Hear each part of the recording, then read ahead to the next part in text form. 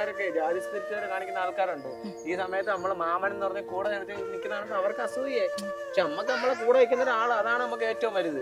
അപ്പൊ നമ്മുടെ അടുത്ത് നിൽക്കുന്ന നമ്മളിപ്പോ സ്വന്തം മാമന്മാർ പോലും ചിലപ്പോ ഇങ്ങനെ നിൽക്കത്തില്ല. ഹാപ്പിയാണ്, എന്തിനു പറഞ്ഞാലും ചെയ്യും. ഇപ്പൊ എന്തായാലും ഞാൻ എന്തായാലും എന്റെ അച്ഛൻ്റെ നല്ല പ്രായമില്ല, അപ്പൊ ഞാൻ എന്തായാലും ദേഷ്യത്തിൽ പറഞ്ഞാലും പുള്ളിയത് അപ്പൊ കേൾക്കും. വീട് നാളെ അത് വരുമ്പോ മുഖത്ത് വെച്ചാകത്തില്ല. അതാണ് നമ്മളെ മനസ്സിലൊന്നും വെക്കില്ല.